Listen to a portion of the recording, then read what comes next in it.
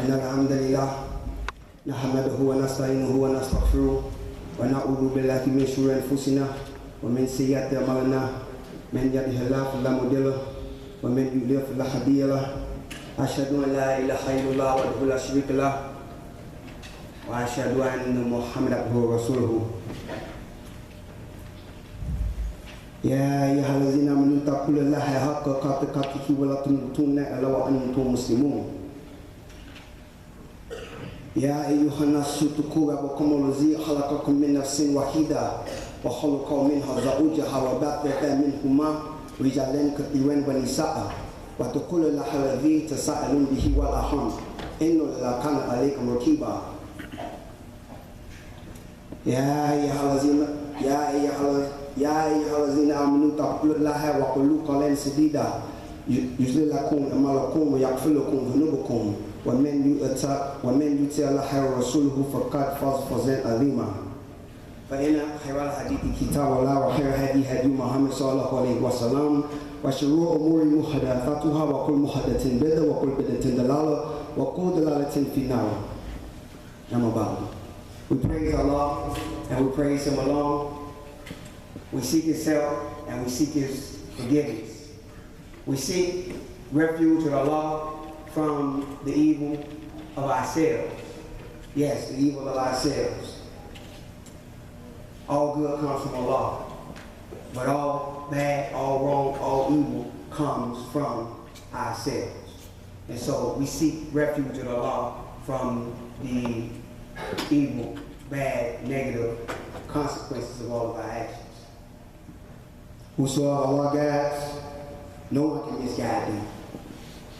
And whosoever Allah does not allow to be rightly guided, remember Allah is Ar-Rashid. He is the one who gives guidance to the right path.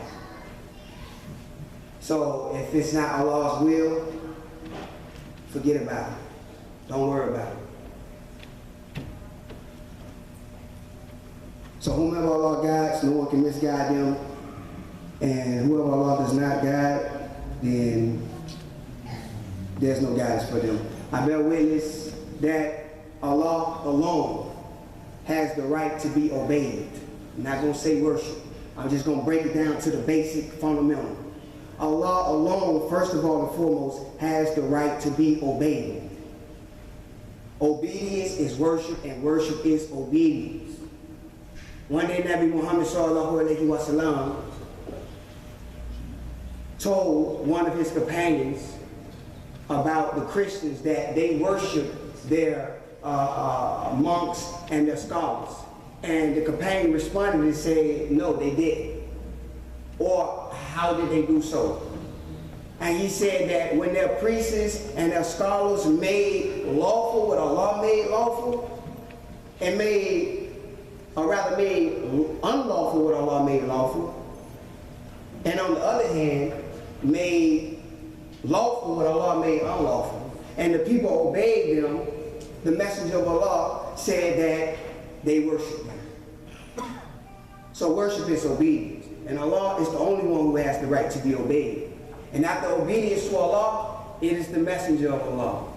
And after that, it is those who are charged with authority amongst you, such as your parents, your employer, and the list goes on and on. As long as that obedience is in guidelines with what Allah has commanded.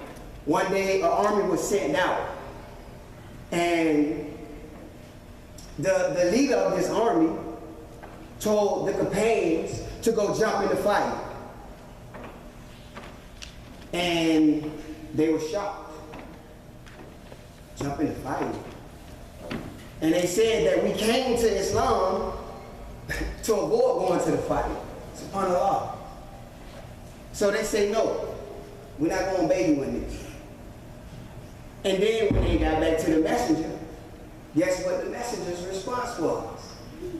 When there is disobedience to the Creator, there's no obedience to the creation.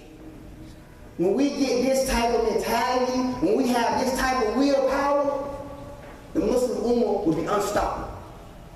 I don't care how big their army is, how many weapons they got, how many soldiers they got, it doesn't matter. We will be unstoppable in the same way that the Sahaba and the Tabi'een and the Tabi'een was unstoppable by the will of Allah.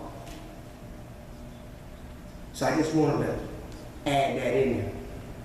No one has the right to be obeyed but Allah, and after obedience to Allah, no one has the right to be obeyed but the messenger of Allah. This is the messenger of Allah. SubhanAllah. Why not you going to obey him? And then those charged with authority amongst you. This is in the Quran. Look it up.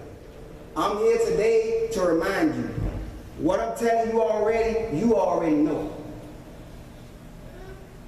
So I'm not up here appearing as if I know more than you. Each one of us has a piece of Allah's knowledge. Because Allah's knowledge is not placed or restricted to one place. So I'm here to share with you the little bit of knowledge that Allah has given me. And one of my favorite stories is this right here. The story with Al-Ansar and Musa. When Musa, when he was asked, well, who is the most learned amongst Bani Israel? And Musa said, he probably broke his own, saying that he was the most knowledgeable. But Allah Al-Alim checked him and said, no, I have a servant of mine that's way ahead of me. Allahu Akbar. You know this story. You know the story. And so Musa alayhi salam like, really? I want to meet him.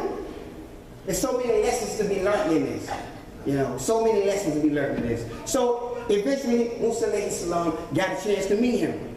But that knowledge wasn't compatible. They was dealing with two different levels of knowledge. That's why every time Al-Ansar did something, Musa said, no, that's wrong. But it wasn't. You see, his knowledge was just on a whole nother level, and he was acting in accordance with his knowledge.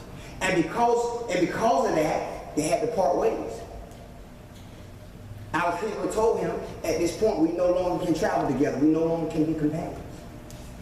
Now I'm going to tell you the interpretation of the meaning of the things which you were unable to have patience for. See, a lot of times we come across brothers, we come across sisters, and we see them doing something, and because what they're doing is not compatible or is on a higher level than our knowledge, we point the finger. We condemn them. When you don't know that you condemning one of the closest servants of Allah. SubhanAllah. One of the main lessons to be learned in this story right here is that when you come across somebody who has more knowledge than you, don't be arrogant. Humble yourself before that brother or that sister and get you some of that what they got. And then two, knowledge is meant to be sought after. The teacher shouldn't have to come to you, you go to the teacher. SubhanAllah. I was here last week, Sunday. Brother had me in the trance. He was talking about food, and how to eat the food. Make sure you chew your food right, so it can digest properly. You know, and he was saying that in relation to preparing for Ramadan. Inshallah. So, take advantage of the classes that the brothers got here. And the sisters got here. Take advantage of it. Come, seek this knowledge while you can. The best speech is the book of Allah. SubhanAllah. O believers, fear Allah as he should be feared, and do not die except as Muslims. He didn't say do not die except as Hanafi, or Salafi, or Shafi'i, or Maliki, or so forth and so on. He said do not die except as a Muslim. He did not say do not die except as a black man, a white man, purple man. So he said do not die except as a Muslim. That's it. One who believes Ashhadu an la ilaha illallah wa Ashhadu anna Muhammadan Rasulullah. They are a Muslim. I don't care what they do. They are Muslim. One of the companions, they was engaged in warfare. And when he got captured, or rather the individual who they were fighting against got captured, he decided he wanted to declare Ashhadu an la ilaha illallah. But the companion killed him anyway and said, no, you just faking. So this got back to the messenger of Allah. And he said, did you cut his heart open? Did you cut his, and did you go and did you see if he had any iman? So before you declare someone as not being a Muslim, cut their heart open first. But I advise you not to do that unless you are a surgeon. Because if you kill another Muslim, you guarantee the hellfire. O mankind, where is your guardian Lord who created you from a single soul, and of like nature created his wife? And from these two has scattered like countless seeds, man and woman. Fear Allah, to whom you demand your mutual rights, and reverence the wounds that bore you. For certainly Allah is always watchful over you. Again, believers, fear Allah, have taqwa of Allah, be conscious of Allah. Know that Allah is Alim, all-knowing, Sami'ah, all-hearing, Basir, sees everything, Raqib, watches over everyone. And always say a word directly to the right.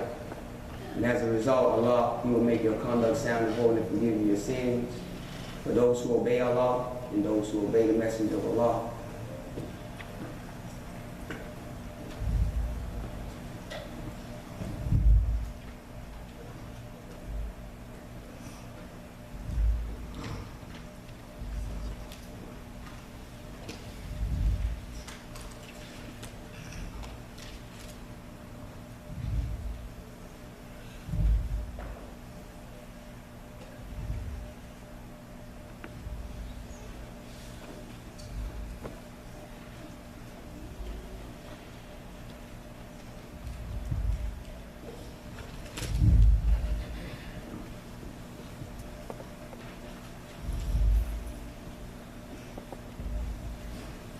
Those who obey the Messenger of Allah, those who obey Allah, and those who obey the Messenger of Allah has already obtained the highest success.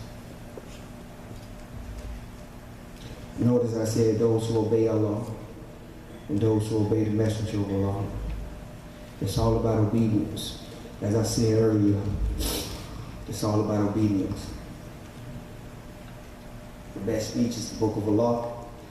And the best example is the example of Muhammad. And the worst that matters are bid'ah.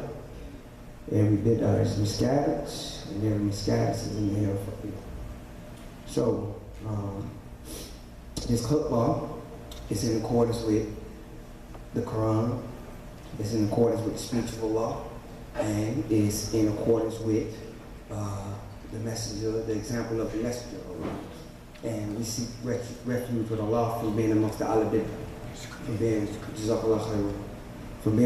being amongst those who innovate in the deen. Now, the subject of this khutbah it deals with the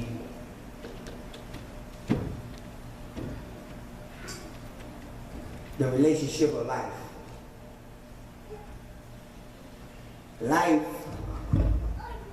is a relationship. Now what this stems from, me, I pay attention to everything. You will say something to me, and 3-4 hours later, I'm taking it and I'm flipping it and I'm turning it over in my head. I'm debating with myself whether or not it's right or it's wrong. So, mainly this stems from me hearing people say they don't want to be in a relationship. A guy saying he don't want to be in a relationship, or a woman saying she doesn't want to be in a relationship. Now, when I started pondering upon this, it just took me all through Allah's creation. All through Allah's creation. And so, this is what I want to remind you all of today. I have already reminded myself of this. And this is what Allah wants me to speak on today. And so that's what I'm going to address today. Now, this is one of my favorite verses in the Quran. And the ulama, the scholars, they've given the tafsir, alhamdulillah, expounded on it. Imams have given khutbahs on it. But mind you that Allah says that if all the oceans was ink, think about that. How many oceans do we have? We have like, what, 7 seas? The whole earth is 70% of water, majority of water. So just think about 70% of the whole entire globe full of ink. Allah said, He said if all the trees was pens. Now there's a deeper meaning to this, because I believe I heard one brother go a little bit deeper than me. Let me just share with you what I've had. But he said all the trees was pens. He said you still wouldn't be able to exhaust his knowledge. So just because you read one tafsir, and it says that, alhamdulillah, that's true. But that doesn't mean that it's not more to it, didn't it? With that being said, this particular verse, Allah says, now before I read this, I'm not a hafiz of the Quran, okay? And I know the self, and I know how the self work. Oh, he barely can read the Arabic, People try to play, I done been through this here before. But I'm going to remind you of the hadith of the Prophet Muhammad that comes from Sahih Bukhari, which is the most authentic book after the Quran. A person who reads the Quran in Arabic with ease, they get one reward. And the person who reads it with difficulty, he gets 2 rewards. 2. Allahu Akbar. So now, with that being said,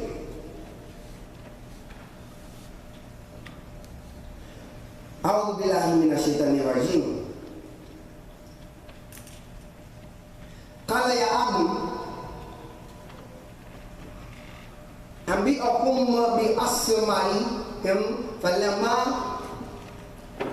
anba'akum bi asma'ihim qala alam aqul lakum inni a'lamu ghaib asmawati wal ardi wa a'lamu masuduna wa ma kuntum taqatumun.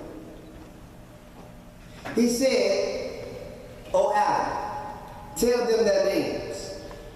When he had told them, Allah said, "Did I not tell you that I know the secrets of the heavens and the earth, and I know what you reveal and what you conceal?"